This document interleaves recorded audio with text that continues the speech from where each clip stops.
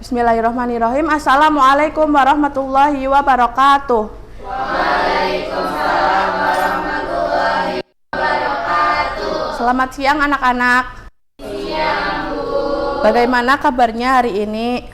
Alhamdulillah, luar biasa.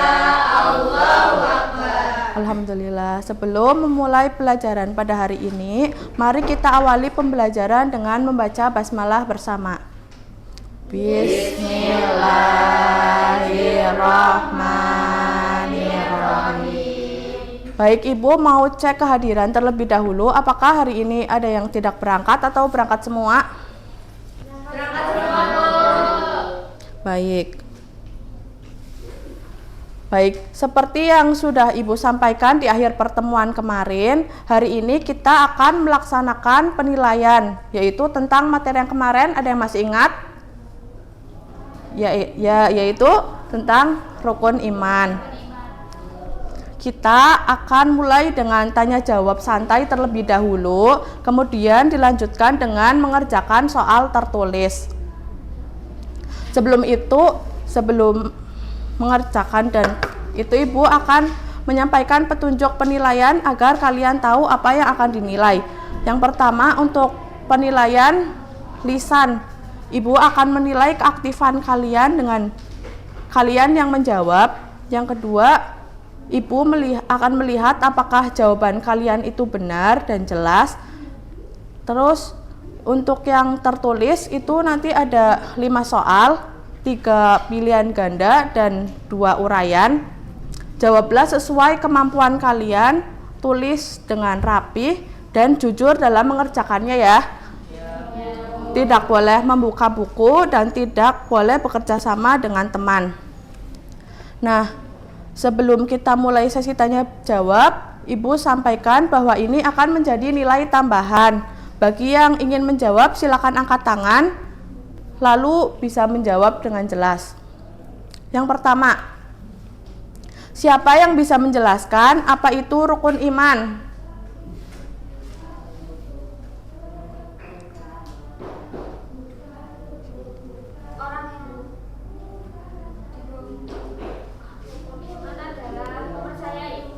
Ya, betul.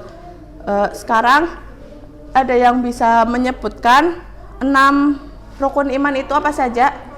Iya, Mbak Bening. Iman kepada Allah, iman kepada malaikat, iman kepada kitab, iman kepada rasul, iman kepada hari akhir, dan iman kepada qadar dan qadar. Masya Allah, lengkap sekali. Sekarang siapa yang bisa menyebutkan contoh beriman kepada kitab Allah? Iya, silakan. Sering membaca Al-Quran dan mengamalkan. Ya, bagus. Pertanyaan terakhir, kenapa penting beriman kepada hari akhir? Ya, Mbak Syifa, silakan. Karena supaya kita sadar bahwa semua perbuatan akan dibalas dan kita bisa menjauhi perbuatan dosa. Ya, Masya Allah, jawaban kalian sangat baik. Ibu bangga dengan semangat kalian untuk belajar. Nah, sekarang silakan siapkan alat tulis kalian. Ibu akan bagikan soal untuk penilaian tertulis. Ingat, tidak boleh membuka buku dan tidak boleh bekerja sama dengan teman.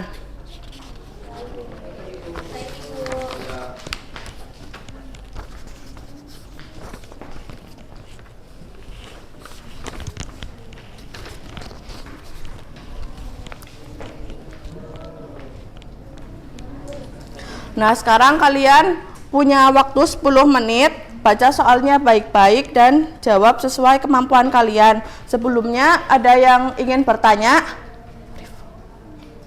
Saya, Bu. Ya, silakan. Kalau nanti tidak paham sama soalnya boleh bertanya nggak, Bu? Ya, boleh. Nanti Ibu jelaskan agar kalian lebih paham. Sekarang boleh dikerjakan, waktunya 10 menit. Baik, Ibu.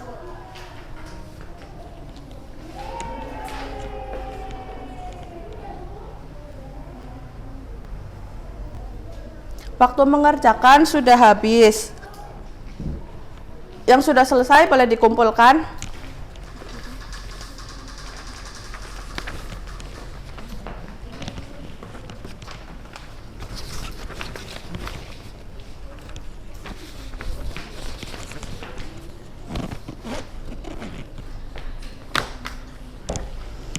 Alhamdulillah, semua sudah selesai ya anak-anak.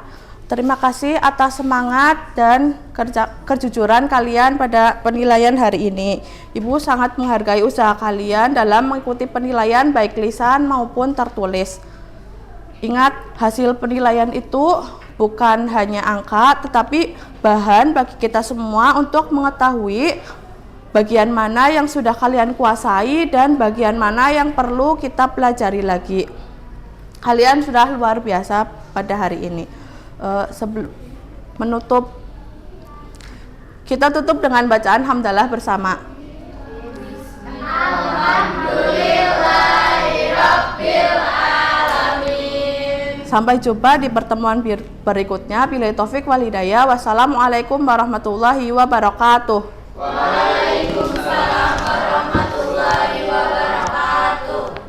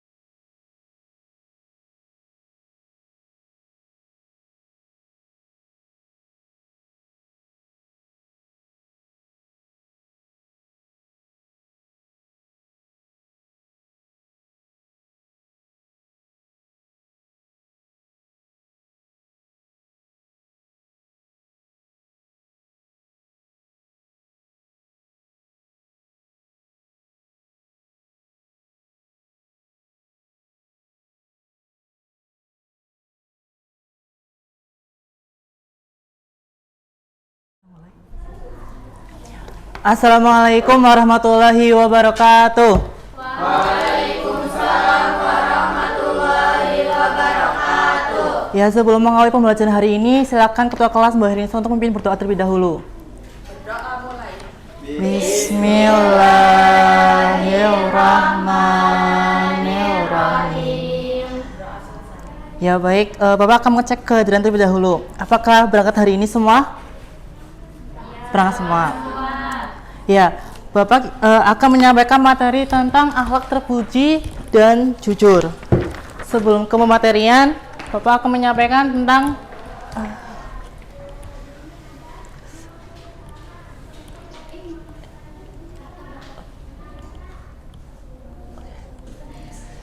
ya, kisah motivasi. Sejak muda Rasulullah SAW dikenal masyarakat Makkah sebagai pribadi yang jujur, amanah, dan dapat dipercaya. Karena sifatnya itu, beliau mendapat julukan Al-Amin, yang artinya orang yang terpercaya.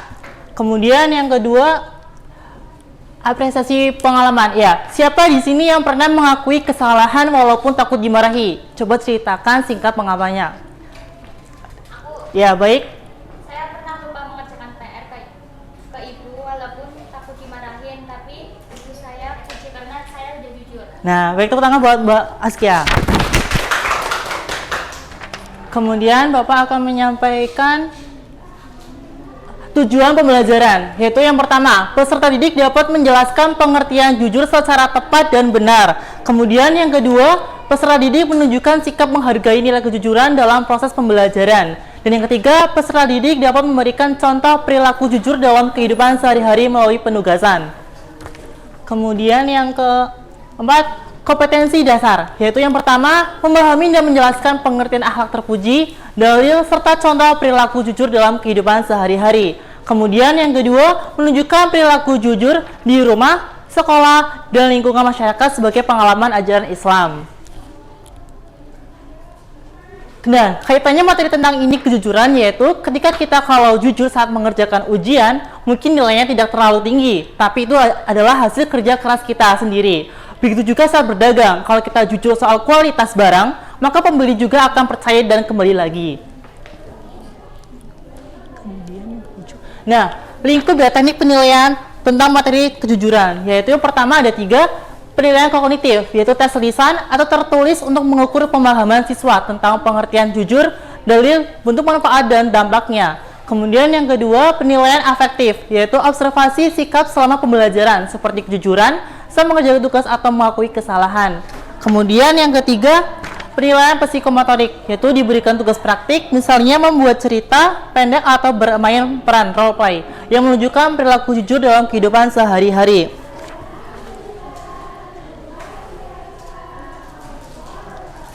Nah, kemudian Bapak akan bertanya, mengapa kita harus berkata jujur walaupun sulit? Ya. Karena jujur membuat kita dipercaya dan diridhoi oleh Allah. Baik, betul. Tepuk tangan buat Mas Fikrizal. Kemudian yang kedua, bagaimana perasaan orang yang dibohongi? Apa yang bisa? Ya, silakan, Mbak. Orang yang dibohongi merasa kecewa dan malu. Ya, baik, tepuk tangan buat Mbak Salma. Kemudian yang ketiga, apa akibat jika kebiasaan kita berbohong? Ada yang tahu? Iya. Kebiasaan berbohong membuat orang lain tidak percaya dan merugikan diri sendiri. Nah, baik buat Mbak Bening.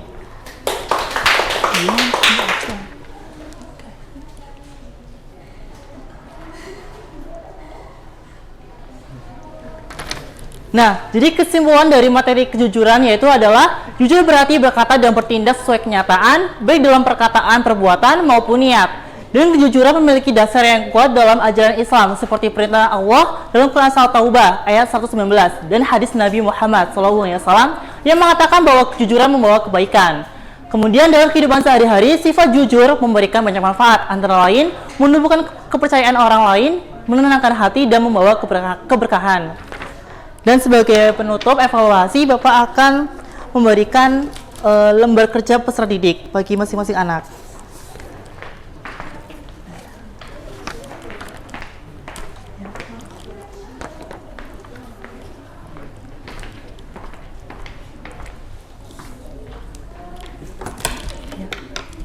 Ya, sebagai penutup, silakan ketua kelas untuk berdoa terlebih dahulu. Alhamdulillahirabbil alamin. Cukup sekian dari Bapak, kurang lebihnya mohon maaf. Wassalamualaikum warahmatullahi wabarakatuh.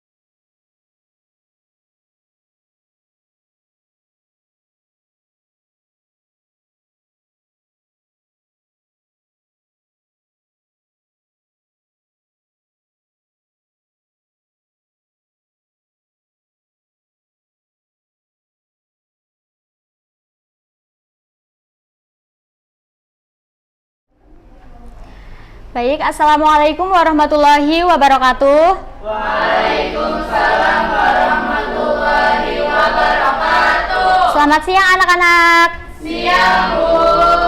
Sekarang gimana nih kabarnya? Pada sehat semua kan? Sehat. Untuk memulai pembelajaran, alangkah baiknya kita memulai berdoa terlebih dahulu. Untuk ketua kelasnya silakan Mas Zian untuk memimpin. Doa dimulai. Bismillahirrahmanirrahim. Selanjutnya Ibu akan absen. Untuk yang tidak berangkat hari ini siapa ya? Berangkat semua ya. Baik, untuk pembelajaran hari ini kita akan membahas mengenai sedekah, hibah, dan hadiah.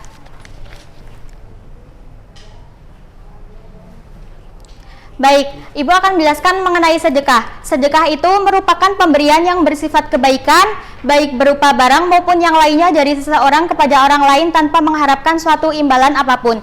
Jadi sedekah itu merupakan suatu apa yang kita beri kepada orang lain, tetapi kita tidak memerlukan suatu imbalan, tidak membutuhkan gitu loh dari orang lain. Dan sedekah ini ada dua, ada dari harta benda dan ada dari perlakuan kita. Perbuatan yang harta benda itu seperti kita memberikan kayak kita memberikan makanan kepada orang lain yang membutuhkan gitu. Itu kalau dari harta benda atau barang. Dan yang dari perlakuan kita atau perbuatan itu seperti kita berbuat senyum itu sudah termasuk ke sedekah. Terus kita memberikan salam, masuk dengan kaki sebelah kanan ke masjid itu merupakan sedekah. Selanjutnya rukun sedekah. Rukun sedekah itu dibagi menjadi 4. Yang pertama itu orang yang bersedekah, yang kedua orang yang diberi sedekah, yang ketiga ijab dan kabul, dan yang keempat itu yang disedekahkan. Orang yang bersedekah itu seperti kita memberi ke orangnya, itu kita namanya itu orang yang bersedekah. Terus orang yang diberi sedekah itu orang yang menerima barang dari kita. Terus ijab dan kabul itu antara kita dan orangnya. Terus yang keempat itu barang yang disedekahkan. Terus batalnya sedekah. Dari ayat Al-Quran nanti yang akan Ibu tampilkan itu batalnya sedekah itu dibagi menjadi 3. Yang pertama itu jika kita menyebut-nyebut sedekah yang sudah diberikan dalam artian kita mengungkit-ungkit. Kok kita sudah memberi sedekah tapi kita masih mengungkit-ungkit barangnya gitu loh. Jadi itu tidak boleh ya, itu merupakan batal dari sedekah. Terus yang kedua itu menyinggung hati si penerima sedekah. Kita sudah memberi tapi kita juga kayak menyinggung gitu loh. Terus yang ketiga, ria atau mempunyai niat ingin dipuji dan disanjung oleh orang lain. Kita memberikan sedekah tetapi kita cuma niatnya itu biar dipuji oleh orang lain, itu tidak boleh ya anak-anak. Terus sebagai firman dari dalil dari sedekah, nanti yang sebelah sini membaca ayatnya, terus yang sebelah sini membaca artinya. Baik? Coba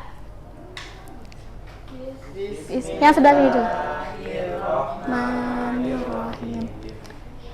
Ya ayyuhalladzina amanu la tubtilu shadaqatikum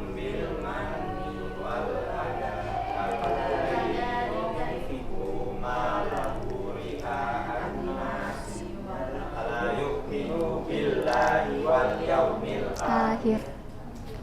Sudah ya? Coba yang sini membaca ayatnya bareng-bareng. Artinya maksudnya. Janganlah kamu menghilangkan pahala sedekahmu dengan menyebut-nyebutnya dan menyakiti perasaan penerima, seperti orang yang menambahkan hajatan karena dia kepada manusia dan tidak memberi kepada Allah.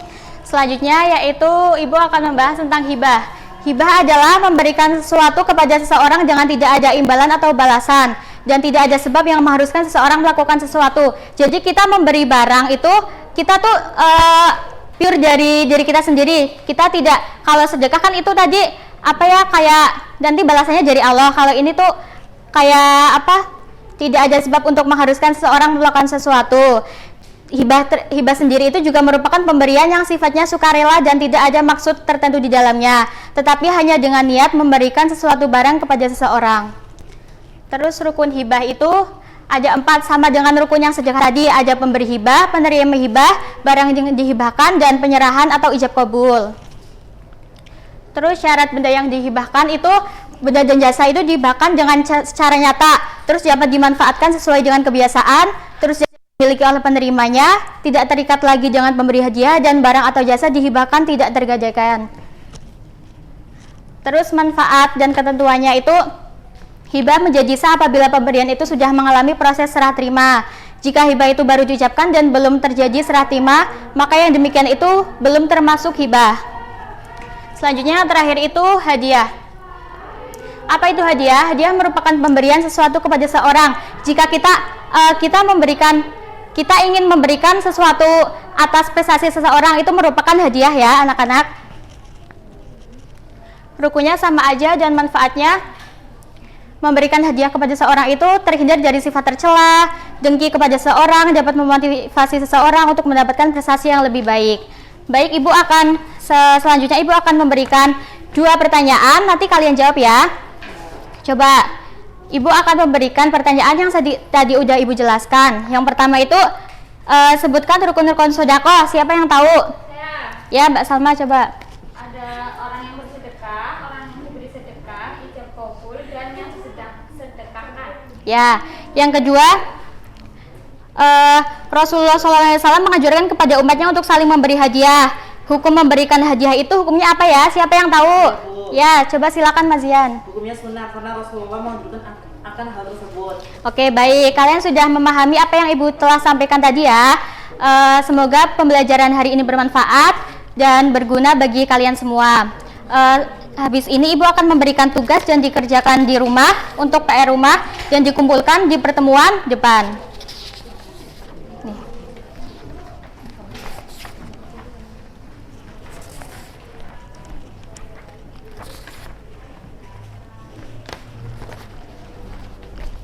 Baik, mungkin itu pembelajaran pada hari ini. Ibu cukupkan ya.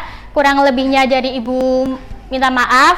Dan kita tutup pembelajaran siang hari ini dengan bacaan hamdalah bersama.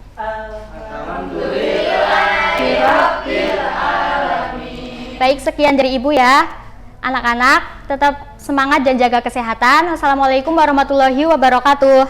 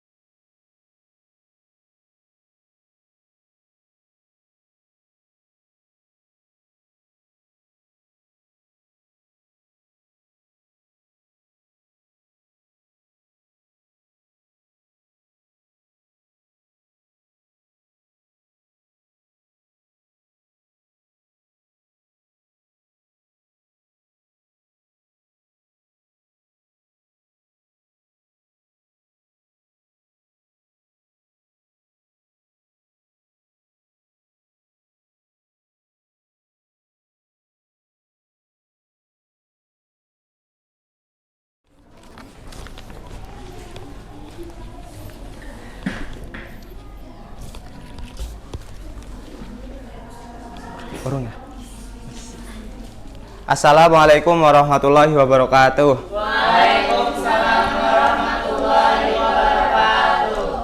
Bagaimana kabarnya anak-anak hari ini kalian? Alhamdulillah, luar biasa.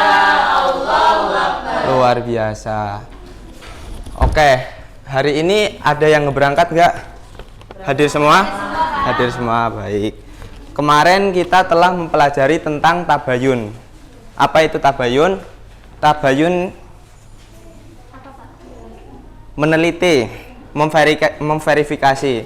Nah, sekarang kita akan mempelajari tentang adab menggunakan sosial media. Ada yang tahu apa itu sosial media? Belum ya? Ada yang tahu apa itu adab? Belum. Oke, hari ini kita akan belajar bersama-sama apa itu adab menggunakan sosial media. Nah, sebelum Bapak menjelaskan pengertian adab dan sosial media, di sini siapa yang setiap hari pasti membuka sosial media seperti TikTok, Instagram atau YouTube? Semuanya ya? Oke, nah itu merupakan sosial media ya teman-teman. Terus secara bahasa, adab adalah adat istiadat, yaitu yang menunjukkan kebiasaan, etika, pola, dan perilaku. Kemudian media sosial, yakni media berbasis internet yang memungkinkan pengguna berkesempatan untuk berinteraksi dengan orang lain. Nah, mengapa kita perlu adab untuk bersosial media? Karena di zaman sekarang itu banyak sekali penyebaran informasi hoax, terus konten-konten AI yang bisa saja menipu seseorang dan banyak penipuan-penipuan yang lainnya. Oke teman-teman, Mari kita baca surat Al-Hujurat ayat 6 bersama-sama. 1, 2, 3. Bismillahirrahmanirrahim. Ya ayyuhalladzina amanu in ja'akum fasikum binaba antusibu qauman bijahalatin fatasbihu ala ma fa'ul nadimin. Artinya, wahai orang-orang yang beriman, jika seseorang yang fasik datang kepadamu membawa sesuatu berita, maka telitilah kebenarannya agar kalian. Nah, ini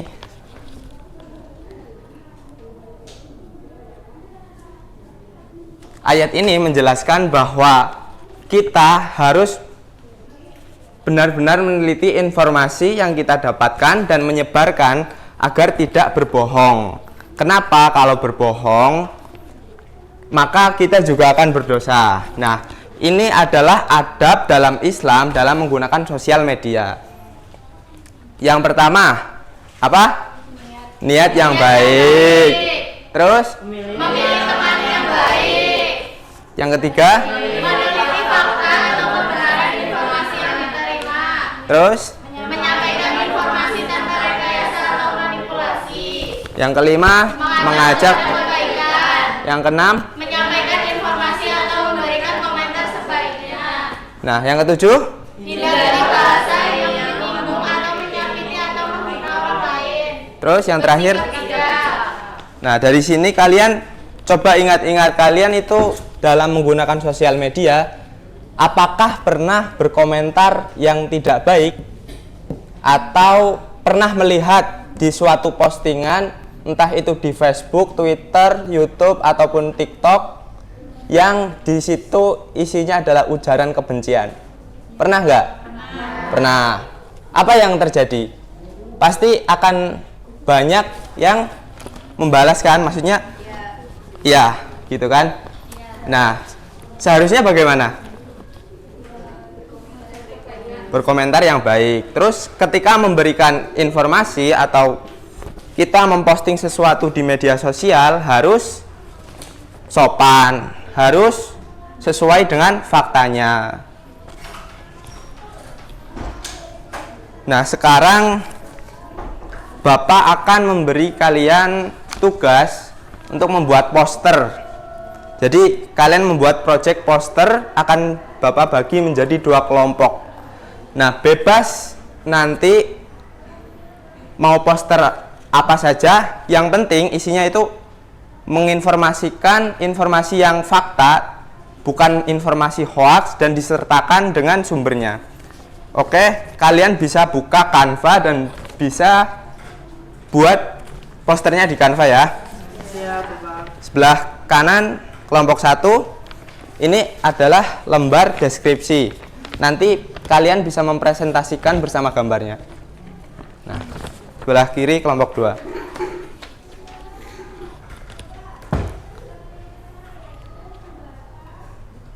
Oke, udah selesai? Nah, untuk kelompok 1 silakan maju mempresentasikan posternya. Ayo maju.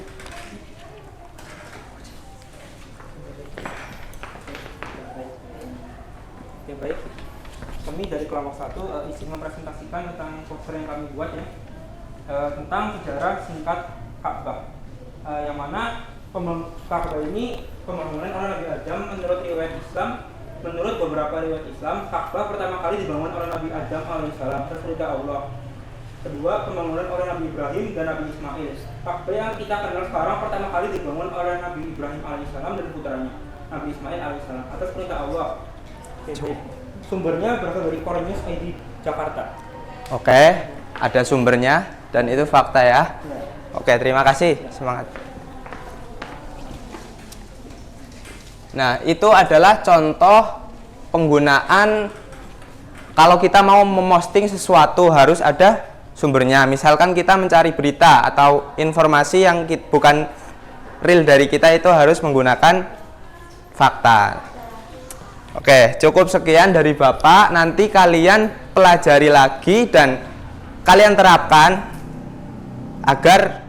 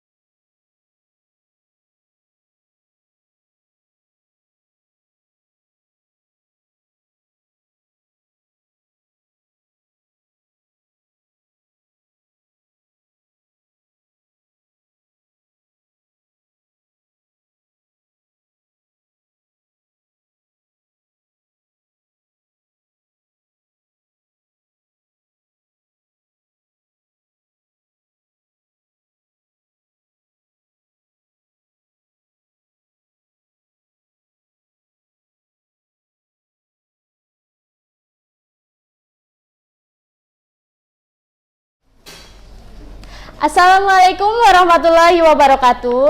Waalaikumsalam warahmatullahi wabarakatuh. Selamat pagi anak-anak. Pagi, Bu. Apa kabar kalian semuanya? Alhamdulillah. Sebelum memulai pembelajaran pada pagi hari ini, alangkah baiknya kita berdoa terlebih dahulu. Silahkan ketua kelas memimpin berdoa. Berdoa dimulai. Bismillahirrahmanirrahim. Hari ini apakah ada yang tidak berangkat? Tidak, Nihil ya. Baik, pada hari ini kita akan belajar materi tentang etika berpakaian dan berteman dalam Islam. Di sini ada yang tahu nggak mengapa berpakaian dan bergaul harus sesuai dengan etika Islam? Ada yang tahu? Ayo Mbak Siva. Karena mencegah perbuatan maksiat. Bagus. Selanjutnya ada yang tahu lagi? Oke, gak ada ya Mbak Siva ya, cuma Mbak Siva, nggak apa-apa. Mari kita belajar teman-teman. Baik, sebelum memasuki materi, Ibu akan menjelaskan tentang tujuan pembelajaran pada pagi hari ini. Yang pertama, peserta didik dapat memberikan contoh nyata dari etika berpakaian dan berteman dalam Islam dengan tepat setelah mendapatkan penjelasan dari guru. Yang kedua, peserta didik dapat mengidentifikasi etika berpakaian dan berteman dengan benar melalui studi kasus yang diberikan oleh guru. Yang ketiga, peserta didik dapat menunjukkan sikap menghindari etika berpakaian dan berteman yang tidak tepat dengan syariat Islam. Nah, pengertian etika berpakaian. Apa sih etika berpakaian itu? Etika berpakaian adalah aturan atau tata cara berpakaian dalam Islam. Kemudian, prinsip-prinsip berpakaian dalam Islam. Yang pertama, menutup aurat. Kalau laki-laki dari pusar sampai ke lutut. Terus kalau perempuan, seluruh tubuh kecuali wajah dan telapak tangan. Kemudian yang kedua, tidak transparan. Jadi baju atau pakaian yang kalian pakai itu tidak boleh transparan atau nerawang ya guys. Yang ketiga, tidak ketat. Jadi kalau misal perempuan itu berpakaian itu tidak boleh ketat. Dan juga laki-laki juga tidak boleh seperti itu ya. Biasanya laki-laki itu celananya itu biasanya diketat-ketatin, diapain, dipensil biasanya ya. Nah, kemudian yang kelima, bersih dan rapi. Yang keenam, tidak menyerupai lawan jenis. Jadi kalau laki-laki itu nggak boleh pakai rok ya, nanti menyerupai seperti perempuan. Kemudian perempuan juga nggak boleh pakai pakaian laki-laki, apalagi dipotong rambutnya kayak laki-laki, menyerupai laki-laki.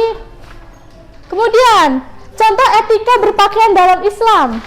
Laki-laki yang pertama, memakai baju yang tertutup atau menutup aurat minimal dari pusar sampai ke lutut. Kemudian memakai celana atau sarung yang tidak ketat. Kemudian yang ketiga, memakai pakaian yang bersih, rapi, dan wangi saat sholat atau menghadiri acara. Kemudian yang kelima, menghindari pakaian yang mencolok untuk pamer.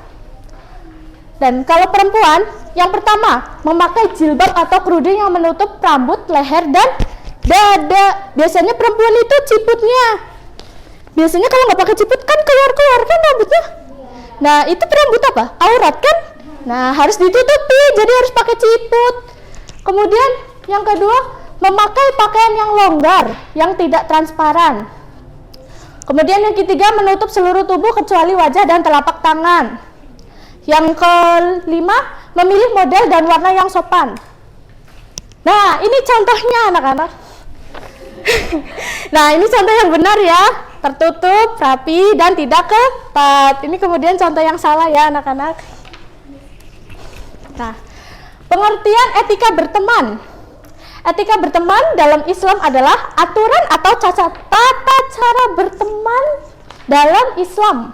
Nah, prinsip berteman dalam Islam yang pertama yaitu berteman karena Allah. Yang kedua, memilih teman yang taat dan berakhlak baik.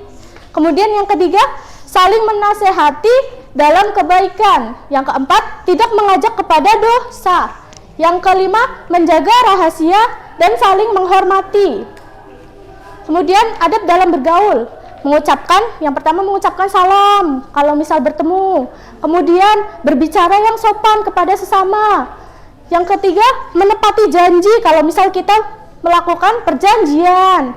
Yang keempat, tidak bergosip atau menghina. Yang kelima, saling membantu dalam kebaikan. Baik, kali ini Ibu memiliki soal yang harus kalian kerjakan. Dan Ibu akan memberi waktu 10 menit untuk kalian mengerjakan.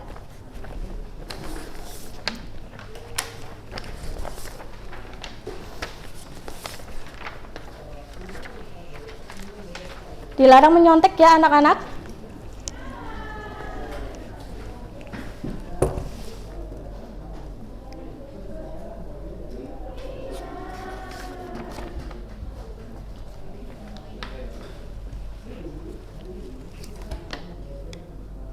Lima menit lagi ya anak-anak.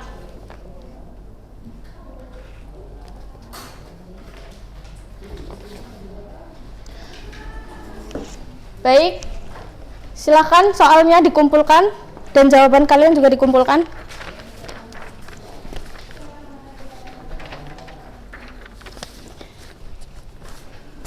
Nah, sebelum Ibu tutup pembelajaran pada pagi hari ini, Ibu akan memberikan kesimpulan berdasarkan materi yang sudah kita pelajari hari ini, yaitu kesimpulannya adalah etika berpakaian dan berteman dalam Islam merupakan bagian dari ketaatan kepada Allah dan mencerminkan akhlak mulia seorang muslim.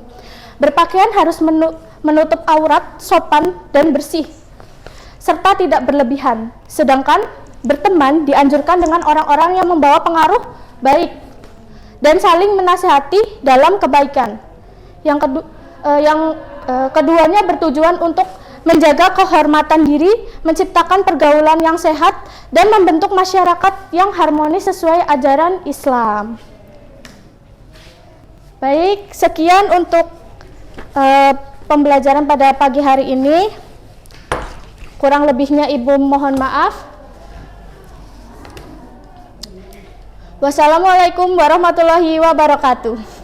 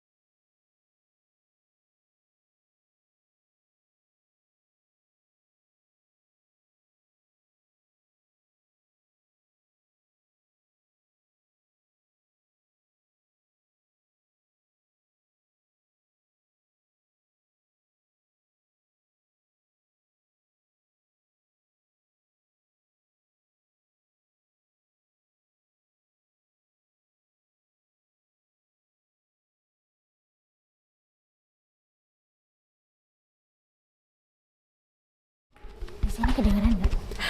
Assalamualaikum warahmatullahi wabarakatuh. Kedengeran. Yang penting Sebelum kita memasuki sesi pembelajaran, anak KBG kita berdoa terlebih dahulu. Kepada ketua kelas, Bapak silakan untuk memimpin jaringan doa.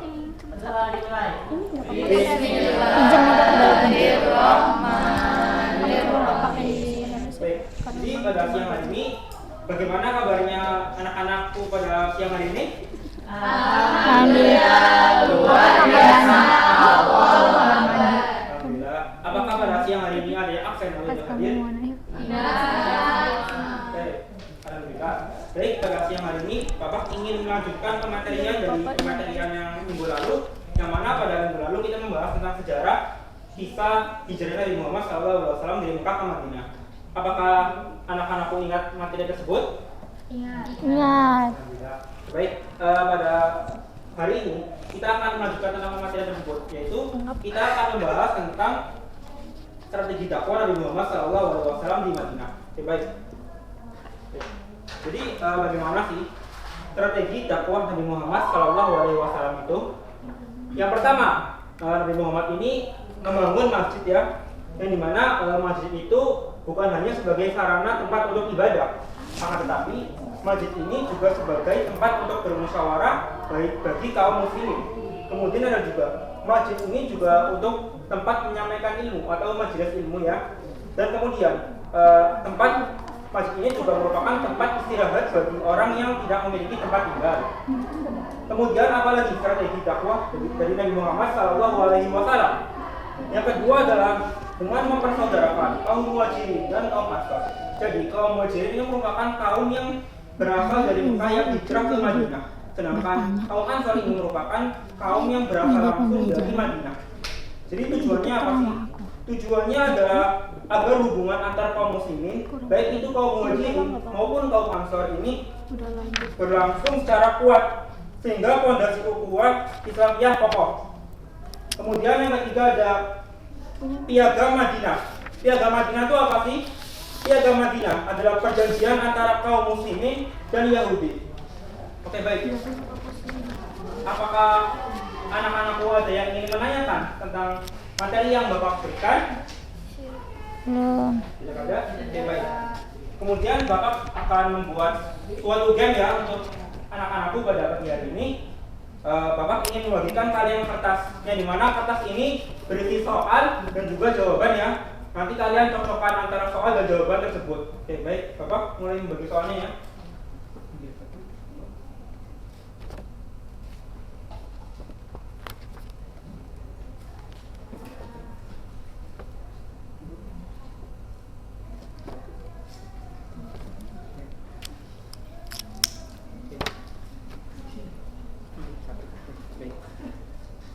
Oke, anak-anakku boleh membuka soal dan jawaban tersebut. Di sini siapa yang mendapatkan soal? Saya. Dua. Tiga. Oke, baik. Yang mendapatkan jawaban? Oke, baik. Yang pertama adalah yang mendapatkan soal. Coba bacakan soalnya. Apa itu Piagam Madinah? Jadi, apa itu Piagam Madinah? Siapa yang mendapatkan jawaban? Apa itu Piagam Madinah? Oke, baik. Piagam Madinah adalah perjanjian antara kaum muslimin dengan kaum Yahudi yang bertujuan untuk menyatukan umat Islam dengan kaum Yahudi meski berbeda agama. Ya, betul. Jadi tepuk tangan untuk Bapak Yunisa dan Mas Adrian. Oke.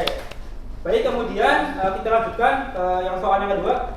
Pertanyaannya perbedaan antara Rasulullah SAW di Madinah apa fungsinya itu? Oke, baik. Siapa yang mendapatkan jawaban tentang tersebut? Oke, Mbak. Pada zaman Nabi Muhammad SAW, masjid berfungsi sebagai tempat ibadah, tempat bermusyawarah, dan juga tempat pemberian ilmu agama. Oke, benar sekali. Baik. Tepuk tangan untuk Mbak Rifa dan Mbak Astia. Kemudian yang pertanyaan selanjutnya, siapa yang mendapatkan? Saya, Pak. Oke, monggo Mas Siva. Apa tujuan Nabi Muhammad SAW mempersaudarakan kaum Muhajirin dan kaum Ansor? Oke, baik. Jawabannya apa? Mas Salma? Tujuannya adalah agar hubungan antar kaum muslimin semakin kuat. Oke, betul. Maju buat Tepuk tangan untuk Mbak misalkan Siva dan berhenti Mbak di Salma.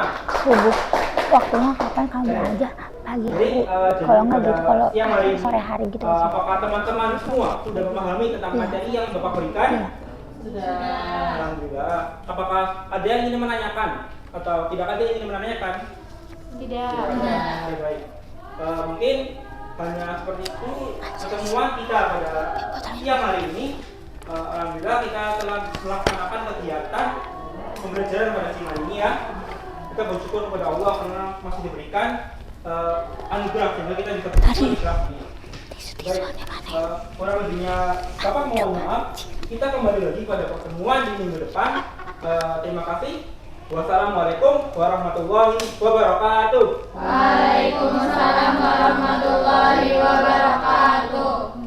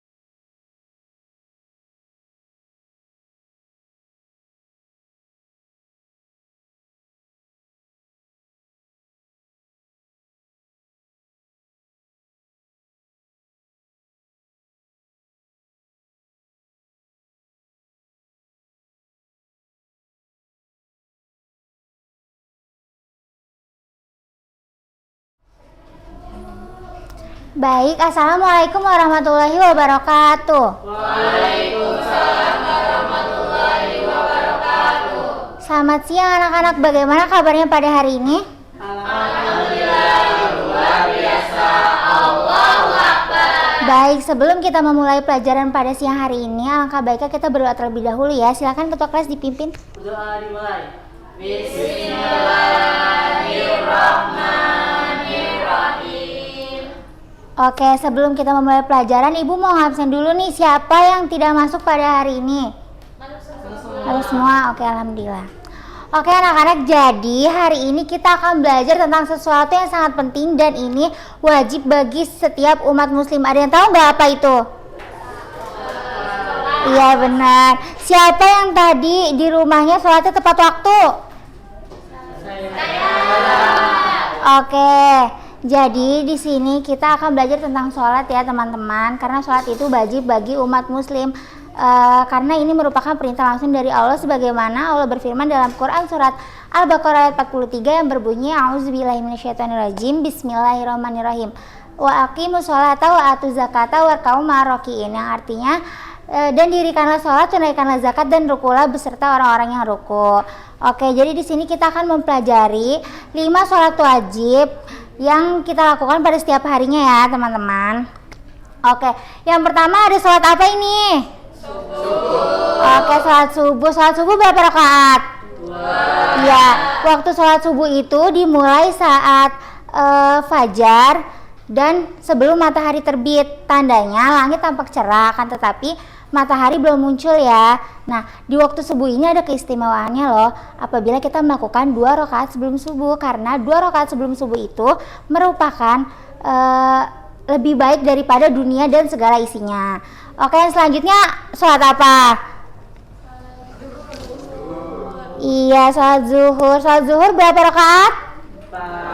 4. Iya, sholat zuhur itu dimulai ketika matahari sudah tergelincir dari tengah langit dan bayangan benda itu sama panjang dengan bendanya ya.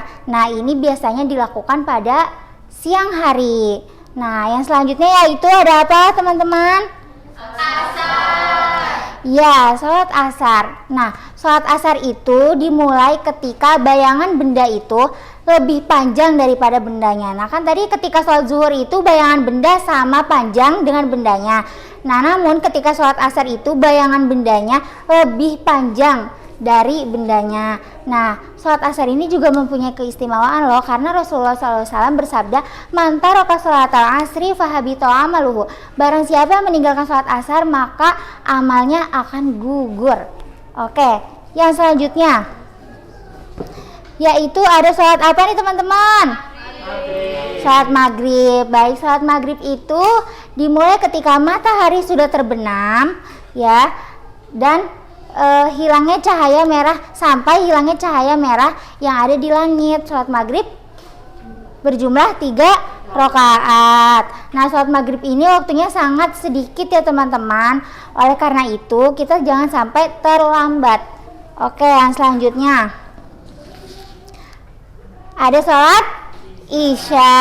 Oke, sholat isya itu waktunya pada tengah malam ketika hari sudah mulai gelap sampai hendak memasuki waktu subuh. Oke, sholat isya itu ada 4 rakaat, dan sholat isya itu merupakan sholat penutup hari sebelum kita tidur. Bagaimana, mudah dipahami tidak?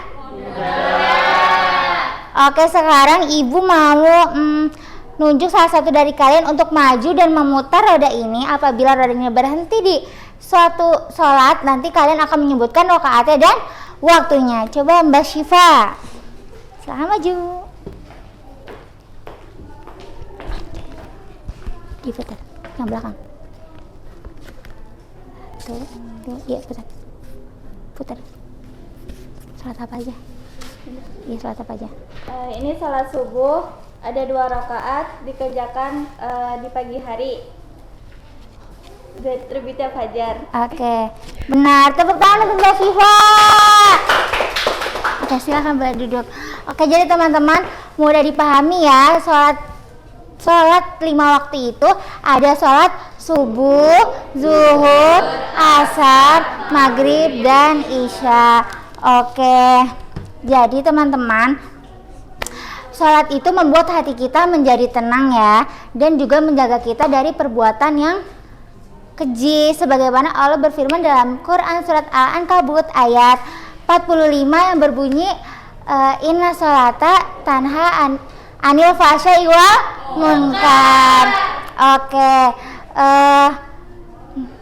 cukup sekian materi ibu pada siang hari ini. Ibu harap kalian selalu menjaga sholat kalian dan sholatlah di tepat waktu atau di awal waktu ya. Baik, ibu akhiri. Wassalamualaikum warahmatullahi wabarakatuh. Waalaikumsalam warahmatullahi wabarakatuh.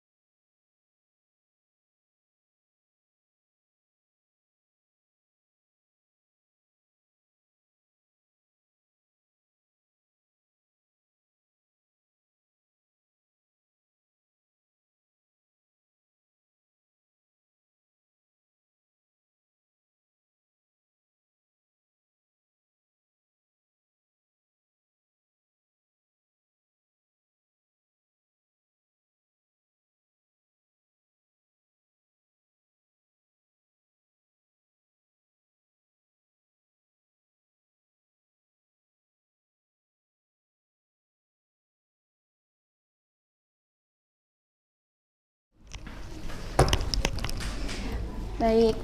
Assalamualaikum warahmatullahi wabarakatuh. Waalaikumsalam warahmatullahi wabarakatuh. Selamat siang anak-anak. Siang, Bu. Apa kabarnya nih hari ini? Alhamdulillah, luar biasa. Allahu Akbar. Baik, sebelum memulai pembelajaran hari ini, mari kita berdoa bersama-sama terlebih dahulu. Bismillahirrahmanirrahim. Baik. Hari ini ada yang tidak hadir, apa hadir semua? Hadir, alhamdulillah. Semoga kita semua dikasih kesehatan dan tetap semangat ya. Ya. Oke. Minggu kemarin kita sudah membahas tentang akhlak terpuji. Kemudian pada hari ini kita akan membahas tentang berpuasa. Nah, coba Ibu tanya, di sini ada yang tahu tidak apa itu puasa? Puasa itu nggak makan dan nggak minum, Bu. Baik, pasti di sini pada pernah puasa semua kan? Ya. Nah, di sini siapa nih yang puasanya full dari sahur sampai maghrib? Oke, pada pintar ya. Nah, puasa itu sangat luar biasa karena selain puasa itu membuat tubuh kita sehat, puasa juga membuat kita menjadi sabar dan dekat dengan Allah. Nah, kalian pasti bangga kalau kalian tuh berpuasa dengan baik. Nah, karena kalau kalian bisa berpuasa dengan baik, kalian pasti bisa kalian itu artinya sudah berlatih mengendalikan diri kalian. Nah, hari ini kita akan membahas tentang pengertian puasa dan ketentuan puasa. Oke, di sini ada apa itu puasa? Puasa itu menahan diri dari hal-hal yang membatalkan puasa dari terbitnya fajar sampai terbenamnya matahari. Kemudian rukun puasa itu ada 2. Yang pertama niat dan yang kedua menahan diri. Lanjutnya syarat-syarat puasa. Syarat puasa itu ada 2. Syarat wajib puasa dan syarat sah puasa. Syarat wajib puasa itu ada Islam, balik, berakal, dan mampu. Kemudian yang kedua, syarat sah puasa itu ada Islam, tamis, waktu yang dibolehkan. Iya. Kemudian sunah-sunah puasa. Sunah puasa itu ada menyegerakan berbuka puasa, kemudian sahur, terus mengakhirkan sahur, berbuka dengan kurma atau yang manis-manis, berdoa ketika berpuasa, terus memperbanyak sedekah, membaca Al-Quran, yang terakhir memperbanyak zikir dan Nah, hal-hal yang membatalkan puasa itu makan dan minum dengan sengaja, muntah dengan sengaja, kemudian haid dan nifas bagi perempuan, gila atau hilang akal, yang terakhir murtad. Oke, bisa dipahami? Bisa. Nah, di sini Ibu ada latihan soal.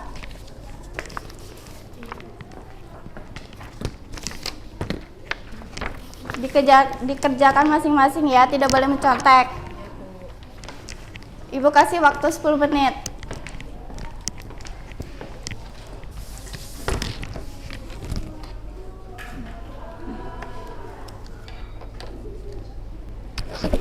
Sudah?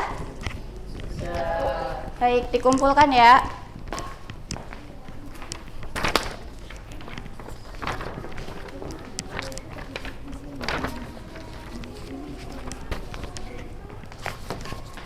Nah, jadi pembelajaran yang kita dapat hari ini yaitu puasa adalah menahan diri dari hal-hal yang membatalkan. Kemudian ketentuan puasa itu ada rukun, syarat sah dan wajib puasa, kemudian sunnah puasa dan hal-hal yang membatalkan. Nah, sebelum Ibu tutup hari ini, coba kalian ada yang bisa nggak ini menggambarkan sunnah puasa apa? Ya, ini berbuka puasa, menyegerakan berbuka. Kemudian yang ini apa? Sahur. Ini membaca Al-Quran. Kemudian yang ini apa? Ya, memperbanyak sedekah. Oke, alhamdulillah pembelajaran hari ini sudah selesai. Sebelum Ibu tutup, mari kita membaca alhamdulillah bersama-sama. Alhamdulillahirabbil alamin. Baik, kurang lebihnya mohon maaf. Wassalamualaikum warahmatullahi wabarakatuh. Waalaikumsalam warahmatullahi wabarakatuh.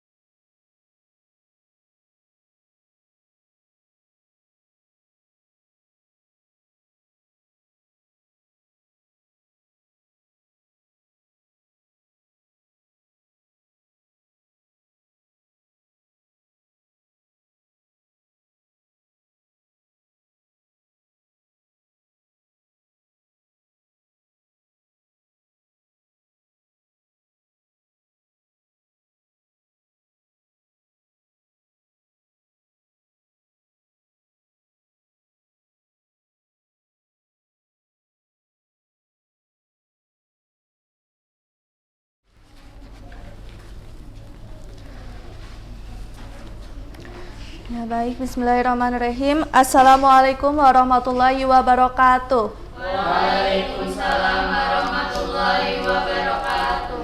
Selamat siang anak-anak semua. Siang, Bu. Apa kabarnya hari ini? Alhamdulillah, luar biasa. Allahu Akbar. Ya, semoga semuanya sehat, semangat, dan hati kita siap untuk belajar. Sebelum pembelajaran hari ini dimulai, alangkah baiknya kita berdoa terlebih dahulu. Silakan ketua kelas dipimpin. Doa dimulai. Bismillahirrahmanirrahim. Ya, hari ini ada yang nggak berangkat atau berangkat semua ini? Alhamdulillah nihil ya. Ya, hari ini kita akan bahas sesuatu yang membuat amal kita diterima oleh Allah dan hati kita tenang, yaitu sikap ikhlas. Ya.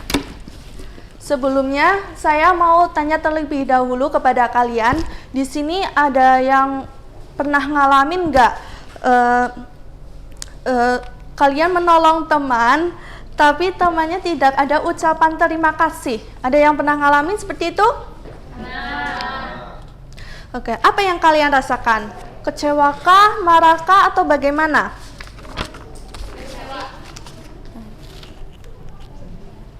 Ya, ikhlas ini artinya tulus hati atau bersih hati.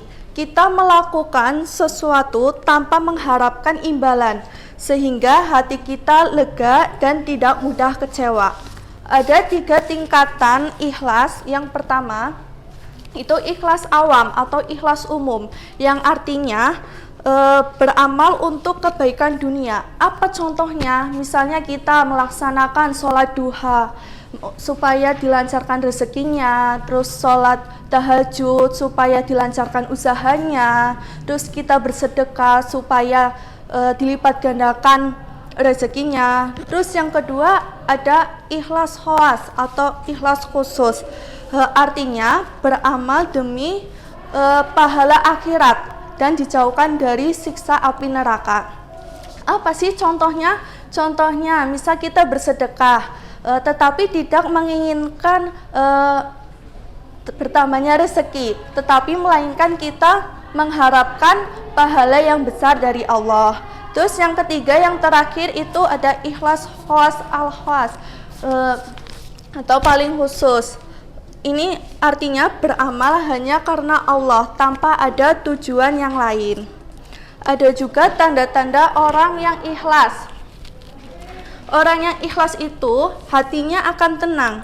Dia melakukan kebaikan bukan untuk dipuji. Jadi jika dia ada yang memujinya, kita bersyukur. Jika kalau tidak ada yang memujinya, kita tetap semangat. Orang yang ikhlas ini tidak iri dengan orang yang lebih terlihat. Dia juga tidak mudah marah kalau kebaikannya tidak dianggap. Bahkan seringkali dia menyembunyikan kebaikannya. Cukup dia dengan Allah dan dirinya yang tahu. Terus selanjutnya ada keutamaan ikhlas. Kalau kita beramal dengan ikhlas, teman-teman, Allah akan terima amal kita. Walau kecil nilainya, besar di sisi Allah. Hati kita juga lebih ringan, tidak capek mikirin orang. Terus orang yang ikhlas itu juga lebih sabar dan lebih kuat untuk menghadapi cobaan. Dan yang paling indah, iman kita akan semakin kokoh. Terus, ada banyak sekali contoh yang bersifat ikhlas. Contohnya ada membantu orang tua tanpa disuruh, terus memberi sedekah walaupun sedikit, menolong teman tanpa berharap pujian, dan ada banyak lagi. Terus selanjutnya, apa sih hikmah bersifat ikhlas? Nah, hikmah dari ikhlas itu luar biasa ya teman-teman. Kita jadi lebih dekat dengan Allah karena setiap langkahnya kita diniatkan untuknya. Terus hubungan kita dengan orang lain juga lebih harmonis karena kita tidak pamrih. Dan Jangan lupa setiap amal ikhlas yang kita lakukan akan dibalas oleh Allah dengan pahala yang berlimpah, walau orang tidak tahu. Oke, mulai hari ini latih hati kita untuk ikhlas. Kalau dapat pujian kita syukuri, kalau tidak tetap bahagia. Oke, saya kasih kalian tugas rumah. Ini. Itu tulis salah satu pengalaman saat kalian berbuat ikhlas dan ceritakan apa yang kalian rasakan dan juga apa sih poin penting yang tadi sudah disampaikan dalam materi sikap ikhlas yang sudah dijelaskan tadi ya.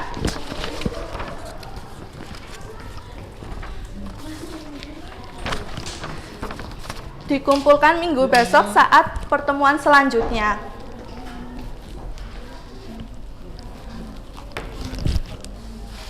Oke, cukup ya sampai di sini pembelajaran hari ini.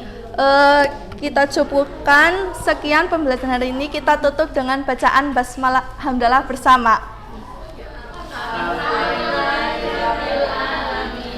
Wassalamualaikum warahmatullahi wabarakatuh. Waalaikumsalam warahmatullahi wabarakatuh.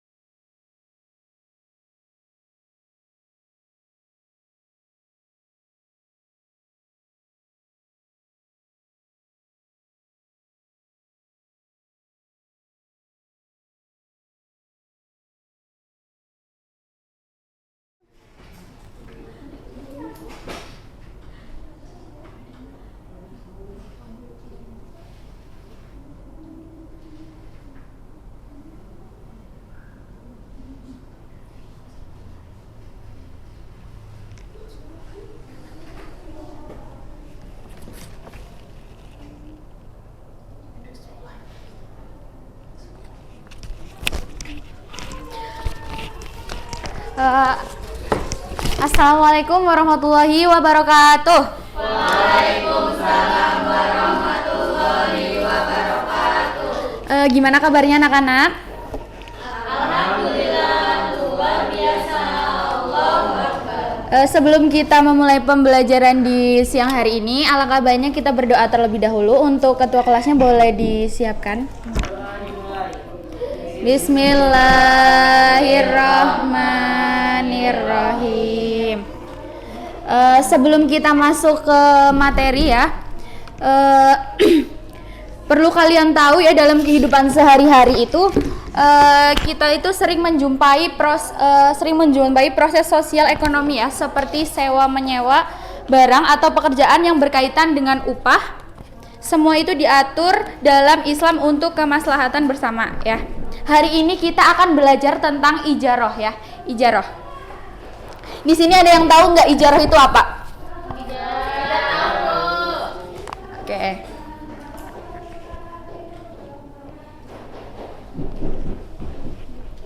Nah, jadi ini ijaroh itu adalah transaksi ya, transaksi atas suatu manfaat yang mubah, baik berupa barang tertentu yang sifatnya dijelaskan dalam tenggang waktu tertentu, atau transaksi atas suatu pekerjaan yang ditanyakan dalam bentuk upah sebagai imbalan atas jasa yang telah dilakukan ya. Kalau lebih singkatnya lagi itu ijaroh itu sewa menyewa ya.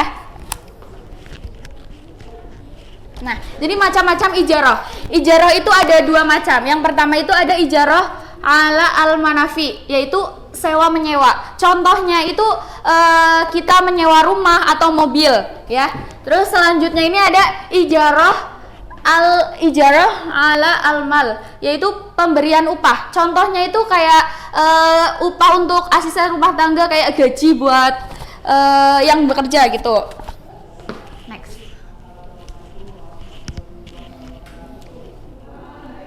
Nah, rukun ijarah.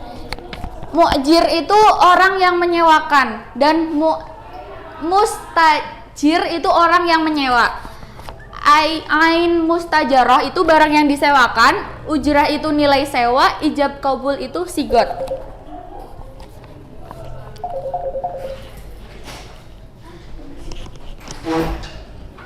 Nah, jadi hikmah ijarah ya. Hikmah ijarah itu antara lain itu yang pertama tuh membina ketentraman, kebahagiaan.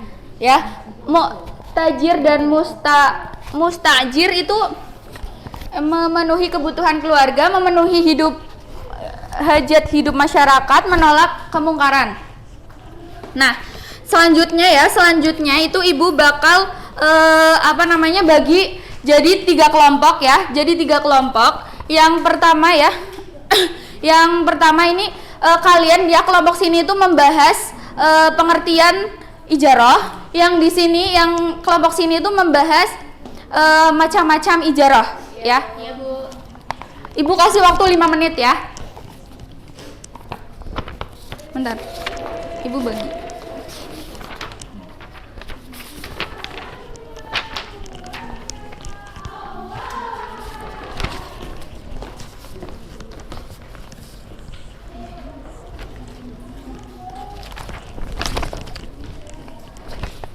Nah, setiap kelompoknya boleh mempresentasikan 1 orang maju ke depan.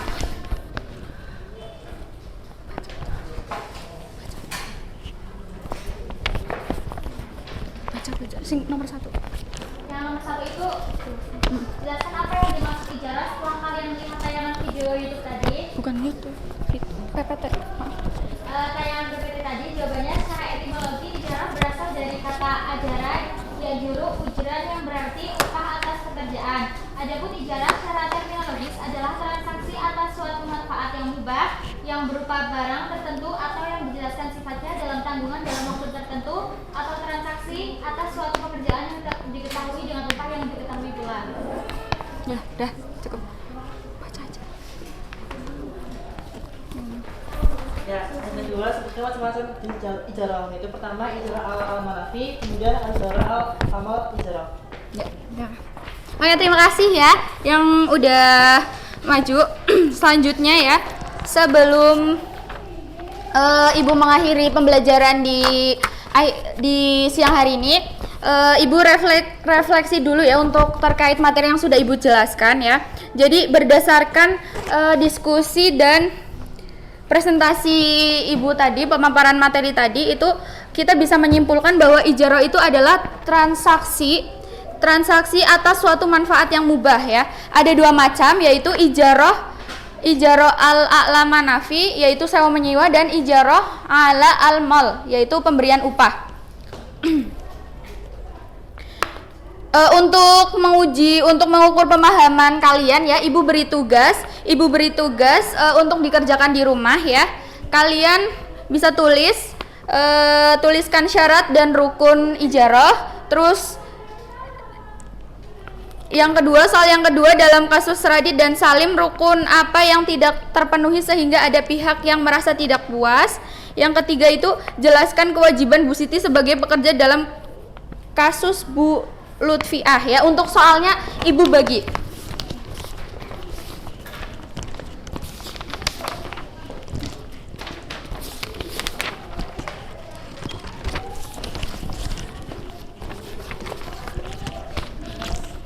Jadi cukup sekian pembelajaran di siang hari ini. Ibu rasa cukup. Kurang lebihnya mohon maaf. Wassalamualaikum warahmatullahi wabarakatuh.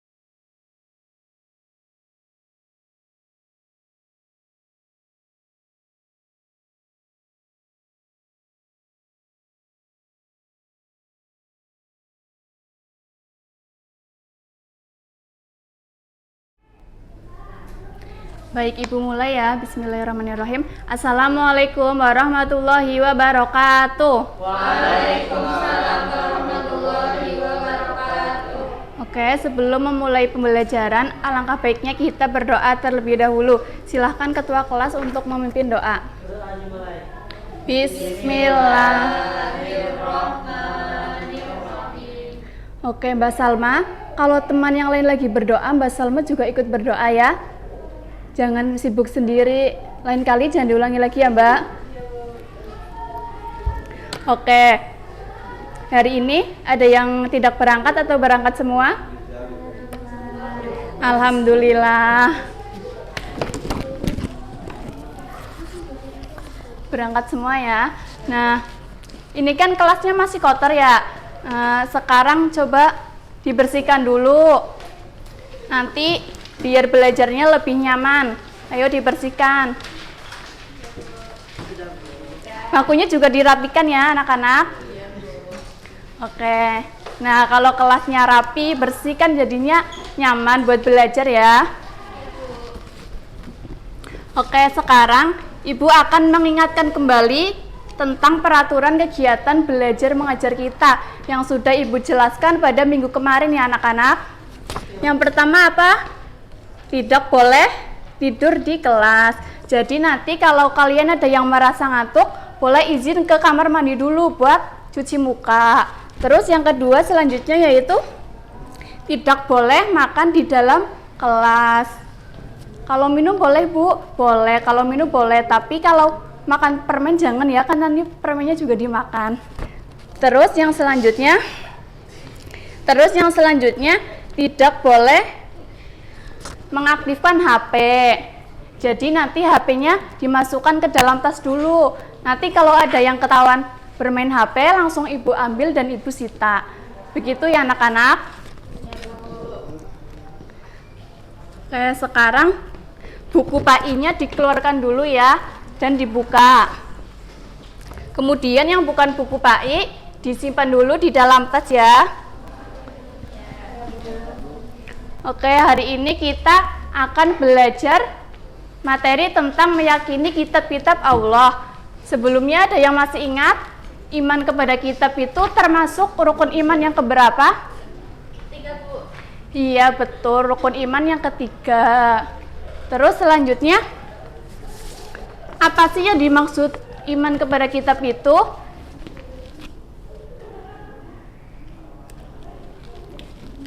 Jadi, iman kepada kitab itu berarti kita itu meyakini bahwa Allah Subhanahu wa Ta'ala telah menurunkan kitab-kitabnya kepada para nabi dan rasul sebagai pedoman hidup bagi manusia. Terus yang selanjutnya, ada berapa kitab Allah yang wajib kita ketahui? Ada yang tahu? Iya, berapa? Iya, betul, ada 4. Yaitu kitab Taurat, Zabur, Injil, dan kitab Al-Quran. Mbak Syifa, jangan ngobrol sendiri ya, perhatikan penjelasan dari Ibu. Ya, kita lanjut ya. Selanjutnya ada penjelasan kitab-kitab Allah. Yang pertama yaitu kitab Taurat. Kitab Taurat ini diturunkan kepada Nabi Musa alaihissalam berbahasa Ibrani untuk pedoman Bani Israel. Mbak Salma, lagi ngapain ya? Loh, kok mainan HP? Tadi penjelasannya gimana di awal? Nggak boleh main HP, Bu. Iya, terus kenapa main HP? Coba sekarang sini Ibu ambil ya. Iya, Bu. Nanti temui Ibu di kantor ya. Oke, yang selanjutnya penjelasan yang kitab yang kedua, coba Mbak Askia bacakan penjelasan kitab yang kedua. Kitab Zabur diturunkan kepada Nabi Daud alaihissalam berbahasa Kipti untuk pedoman kaum Yahudi. Iya, terima kasih Mbak Askia. Terus yang selanjutnya, coba Mbak Siva bacakan kitab yang ketiga. Kitab Injil diturunkan kepada Nabi Isa alaihissalam berbahasa Yunani untuk pedoman kaum Nasrani. Iya, terima kasih Mbak Siva. Terus yang terakhir yaitu ada kitab Al-Quran. merupakan wahyu Allah yang diturunkan kepada Nabi Muhammad berbahasa Arab sebagai pedoman umat Islam. Sebelum Ibu akhiri pembelajaran pada hari ini, siapa yang bisa menyimpulkan pembelajaran pada hari ini? Saya. Ya, coba apa? Kesimpulannya hari ini yaitu iman kepada kitab Allah, yaitu meyakini bahwa Allah telah menurunkan kitab-kitabnya kepada para nabi sebagai pedoman hidup manusia. Iya, benar sekali. Tepuk tangan buat Mbak Salma. Oke, sekarang Ibu akan bagikan lembar tugas kepada kalian untuk dikerjakan di rumah.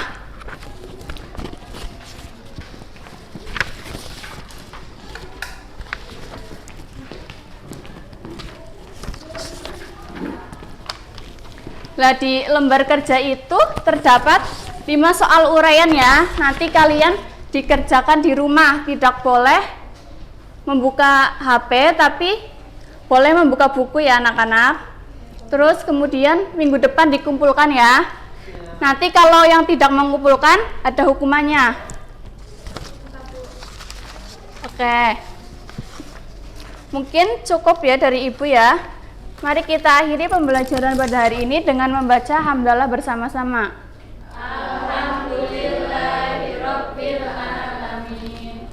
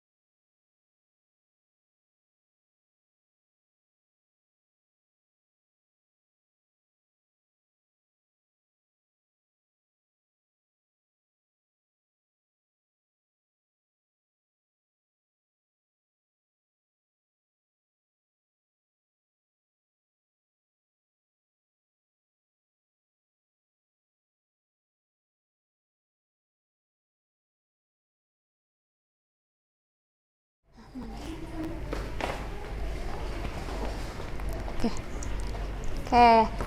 Assalamualaikum warahmatullahi wabarakatuh. Waalaikumsalam warahmatullahi wabarakatuh. Selamat siang anak-anak.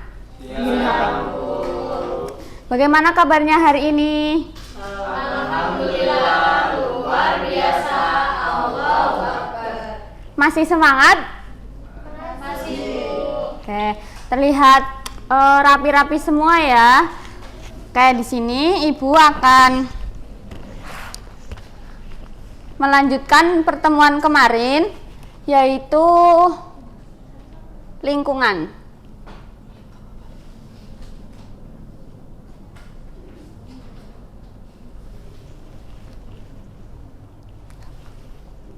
Sebentar.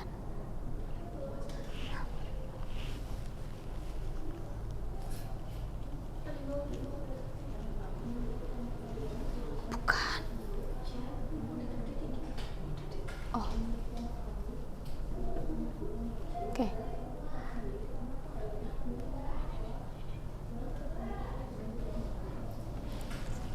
Oke.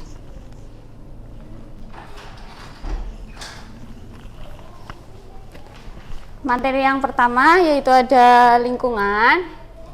Siapa yang tahu lingkungan itu apa? Saya, Bu. Ya, apa? Tempat tinggal. Oke, bagus. Jadi lingkungan adalah alam semesta ciptaan Allah, baik berupa benda mati maupun benda hidup yang terbentang luas di sekitar kita. Selanjutnya, jenis lingkungan itu ada dua. Yang pertama lingkungan biotik atau lingkungan hidup, dan selanjutnya itu ada lingkungan abiotik. Nah, dalam agama Islam ada konsep peduli lingkungan yang terdapat pada surat Al-Baqarah ayat 29. Siapa yang mau bacain artinya? Oke, siapa? Mas Taufik ya. Artinya ialah Allah Menciptakan langit lalu dijadikannya 7 langit, dan dia maha mengetahui segala sesuatu. Oke, pintar. Selanjutnya, nah, di sini ada beberapa contoh sikap peduli lingkungan yang bisa kita terapkan di sekolah atau masyarakat. Yang pertama, ada gambar apa ini? Oke, yang kedua? Yang ketiga? Oke.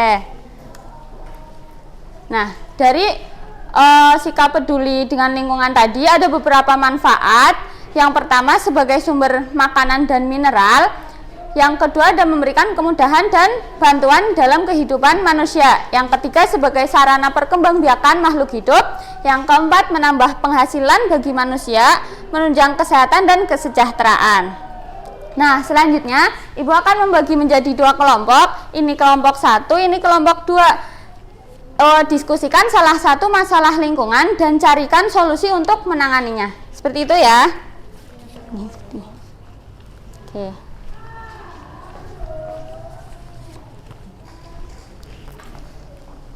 Dua menit ya. Bagaimana? Apakah sudah?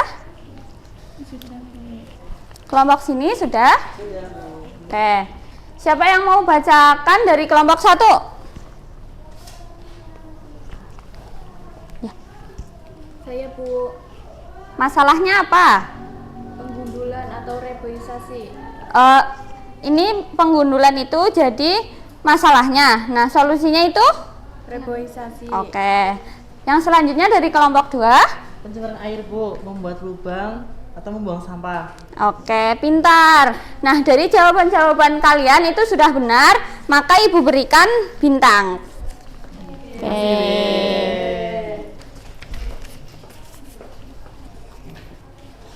Oke, selanjutnya. Nah, di sini gambar apa ini? Bagaimana tanggapan kalian tentang orang yang membuang sampah sembarangan? Coba siapa yang mau? Oke, ya Mbak Skia. Anak itu tidak membuang sampah di tempatnya, dia membuang sampah di danau, nanti akan mencemari air danau. Oke, pintar, baik. Jawabannya betul sekali.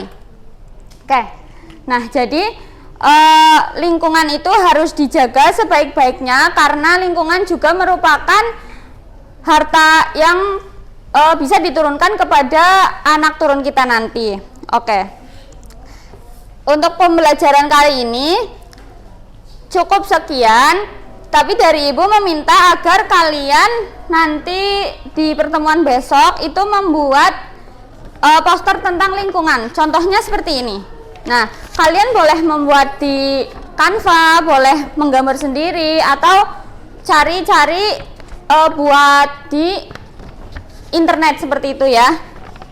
Oke.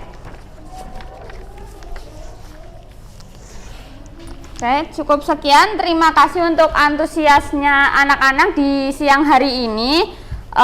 Pada kali ini pembelajaran berjalan sesuai dengan apa yang diharapkan. Kalian hebat, tetap rajin belajar dan jangan lupa jaga lingkungan, seperti itu. Mungkin seperti itu dari Ibu. Ditutup dengan berdoa dulu. Alhamdulillahirabbil alamin. Oke, cukup sekian. Wassalamualaikum warahmatullahi wabarakatuh.